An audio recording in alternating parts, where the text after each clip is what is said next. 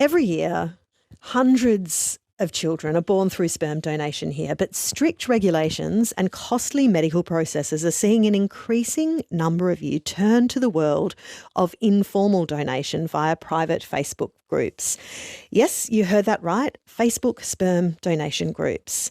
But now there are concerns about the unregulated nature of these groups. It's a legal and ethical minefield and could potentially have devastating impacts on both donors and recipients. I'm going to talk to a legal expert in a moment, but first you're going to hear from the Perth man behind Australia's largest private sperm donor group. Adam Hooper started the community back in 2014. He himself has fathered more than 20 children, two to his ex-wife, and indirectly helped thousands create families. He joins me now. Good afternoon, Adam. Hello there. How are we? I am well. We first met, I think, sort of 5 years ago when I first stumbled across your Facebook group. It has grown exponentially since then. Why did you start it back then? Oh, wow. I mean, look, yeah, it's getting to that stage now where you're looking back at it when we spoke last, that you're starting to forget how it all happened because it's just been mind-blowing ever since. It's exploded, really. But yeah, look, basically I came across a same-sex couple that was at the time looking for a donor and was saying how hard it was to find a donor even via a clinic. There wasn't enough donors. There wasn't enough men doing it. I was immediately intrigued by that, and I thought, you know what, something I could do. It's nothing to really be shameful in helping people have children. You know, it's not something like I've ever had a conversation with my friends at a pub and go, hey, let's be a donor. You know, it's not something guys talk about. So to be put across that, to me, I was like, wow, like, you know, I could do this, and sort of this is what's happened now, 8 years later. Adam, how does it work? Are there rules involved, or people just go onto the site and match up? Well, look, so I've got a bit of a conscience. I don't want people getting hurt physically, mentally, or even in the court systems. So, you know, for me, when I set it up, it was like, okay, this is it. You know, I've got high standards. I've got to lay it all out. And, you know, I was terrified that something horrible could happen under my watch. And, you know, 8 years later now still, we haven't gone to the courts. There's no major stories. There hasn't been any attacks or criminal activity. So, phew, like, so something's working. How many babies would you say or estimate have been born through your site? Wow. So, yeah, that's a good question.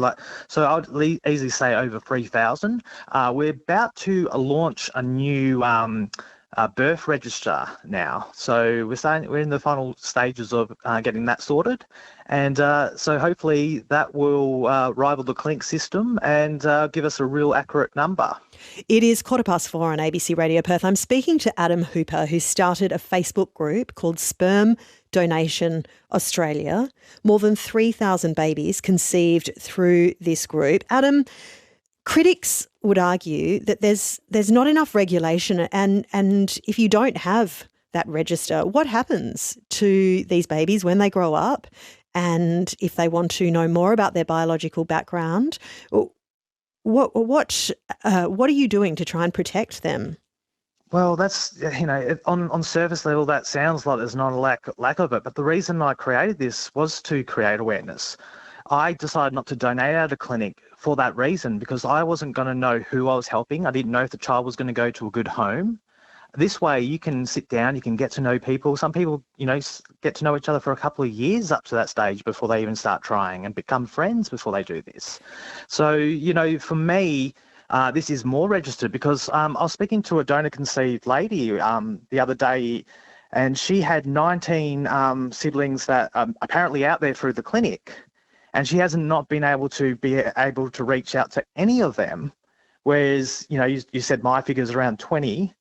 Guess what? All my children and parents are in the group.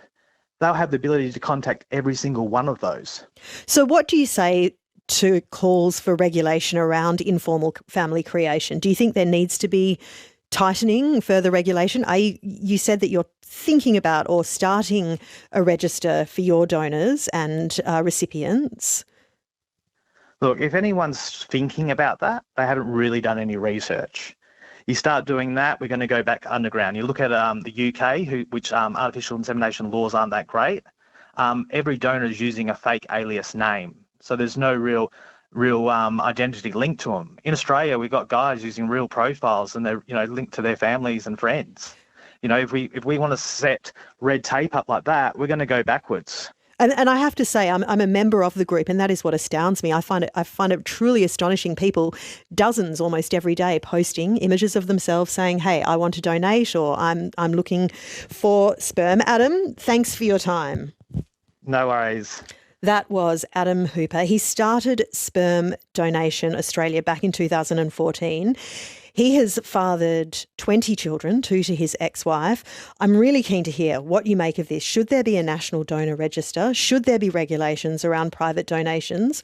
Or are you someone trying to conceive and you've gone online to search for a donor? 0437 922 720. Clint says, in regards to this Facebook sperm donation area, who conducts and records health checks of the donors to make sure that they aren't carrying any transmissible diseases and so forth? Does that even occur, or is this simply something like a match dating site? Dr. Neera Bhatia is an associate professor at Deakin University Law School. She says the informal platforms like Sperm Donation Australia raise legal issues, including ambiguity about child support or parental rights claims, and has significant safety concerns. Good afternoon, Neera. Hi, thank you. You've been doing some quite extensive research into this. What have you found? Sorry, I'll just apologise in advance. I have bronchitis at the moment, so I'm a little bit a bit of a cough, but I'll give you my my best voice as I can. So we have conducted quite significant research that was published recently in the Adelaide Law Review. And as you mentioned, I think there's a range of risks and possible risks to a recipient, and also to potentially donor-conceived children.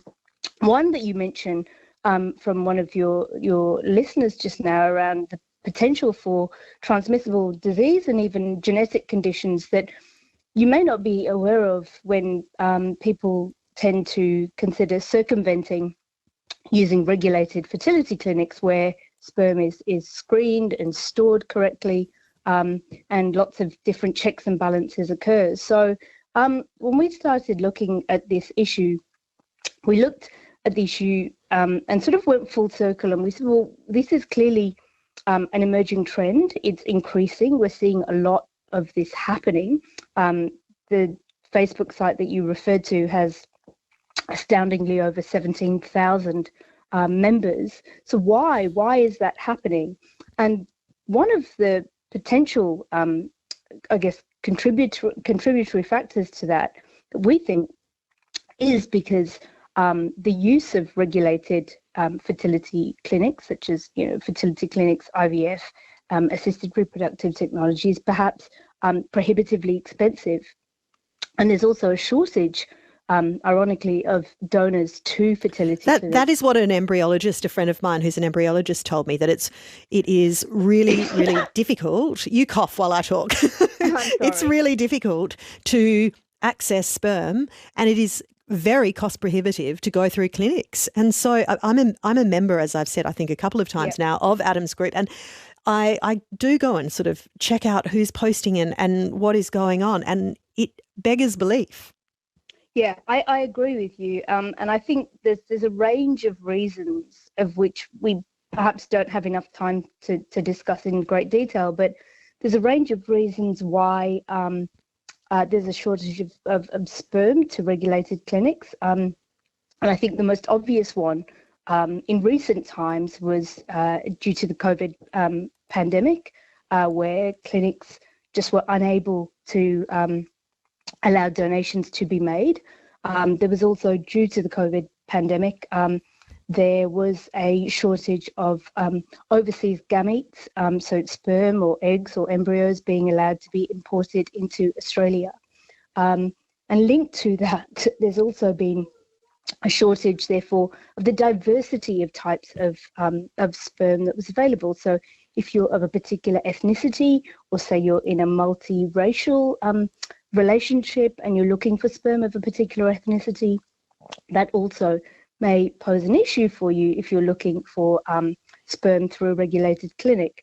So I think that's one particular issue. The other thing that we saw during the pandemic was that there was a huge increase in the number of single women and same-sex women in relationships that were seeking to start families. And it becomes an issue of supply and demand. So there was a demand by certain groups and cohorts in society who wanted to start having families. And of course, there was an issue of a shortage of supply of sperm that was available in regulated clinics.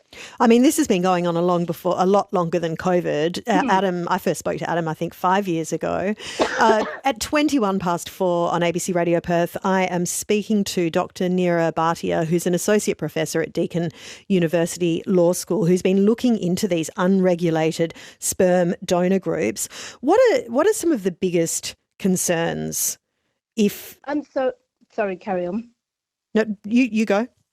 So I was going to say, look, as I've mentioned, I think the big concerns that we've noted in our paper are around issues of transmissible disease, of genetic conditions that we may not know about from sperm that is provided informally. There are also issues that arise around the provenance. And I know through the Facebook site, there are people that upload photographs and say, hey, look, I'm here, I'm willing to donate altruistically, and I'd like to help you create a family.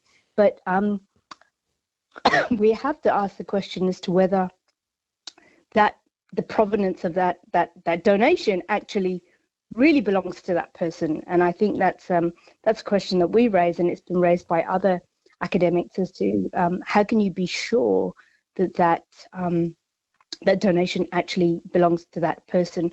Now, there are other concerns around safety that arise, and there have been reported cases, at least in Victoria, of women that have had communication with potential donors online through the Facebook group and other ways and forums of communication.